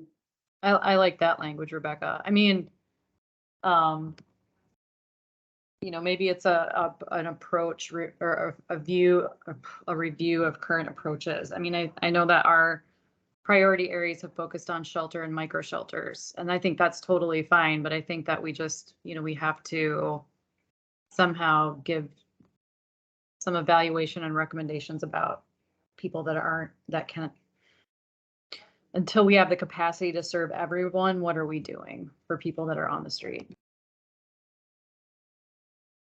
And Damien has put in the chat, this feels really on point, Andrea. Thank you for bringing this up. Okay, I'm gonna move on. We only have a few minutes left. We have one last category. Scrolling down.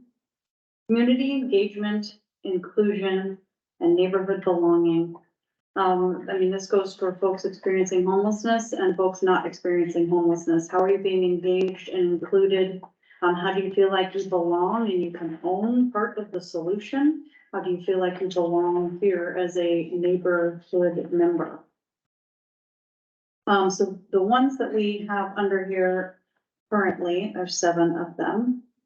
A lot of that community engagement and inclusion, communications, education really comes from the H.O.P.E board.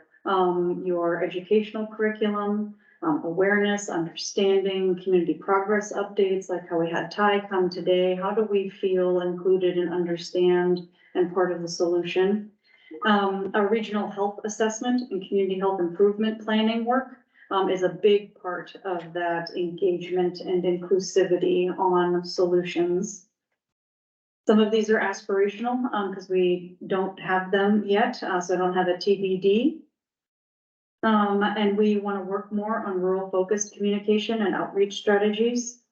And again, we have that number 7, the inclusive community training on soft skills to better engage and support folks experiencing homelessness. That includes trauma-informed care, low barrier, human-centered, and peer support. And I'm sure there is more that should go under here. This is just a start. That is the end, and then Cindy, appendix below with glossary of terms and placeholders that will be fleshed out as we go.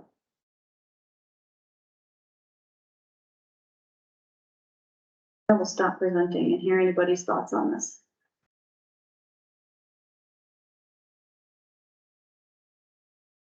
I have one question about a possible appendix. We talked about the acronyms definitions. Would it be possible to do just like a paragraph-ish bio on each of those, especially if this is going to be an externally facing document as well? There's quite a bit of content there. And it would be easy to just go to an appendix and say, oh, IHN is this, or CSC is this, or any of the others that we have included in this document.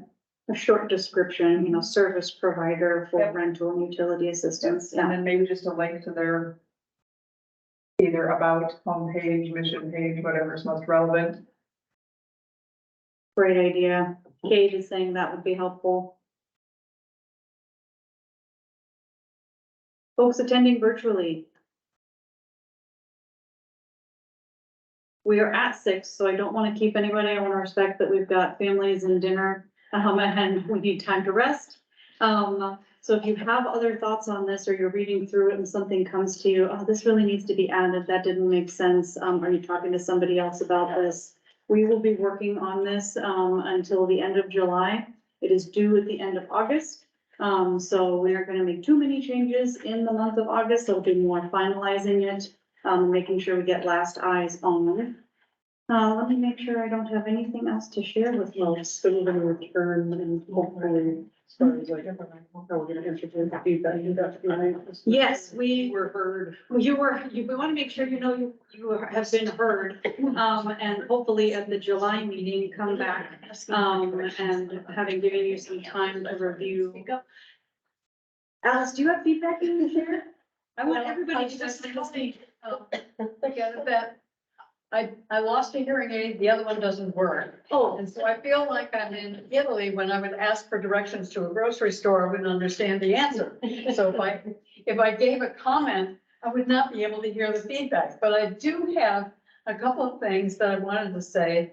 One is, I appreciate what Andrea said. I feel like as a provider that I'm working with people who are underwater.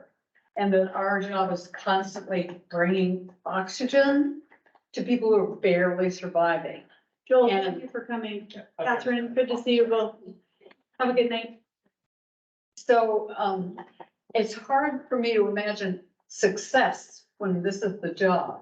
In other words, you measure success by saying, oh, we got this person another day of life because we were able to provide services. And so that's one thing. The other thing is the improving structures to prevent homelessness. I don't know what those structures are, but I have an idea that to improve the whole picture, we're going to have to push our mayor to unite with mayors in the entire state to push the governor to get together with all the governors, because this is such a huge national problem that pushing, I don't think we can do it politically, but we can start by talking about it. Because I would like to see a national response, and I think we have to start from the bottom pushing for that.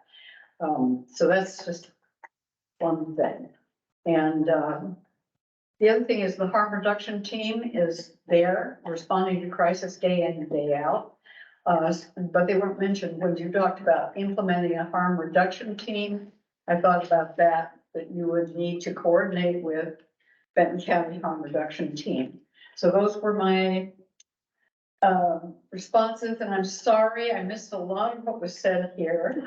And I probably should have been on Zoom because I heard perfectly on Zoom.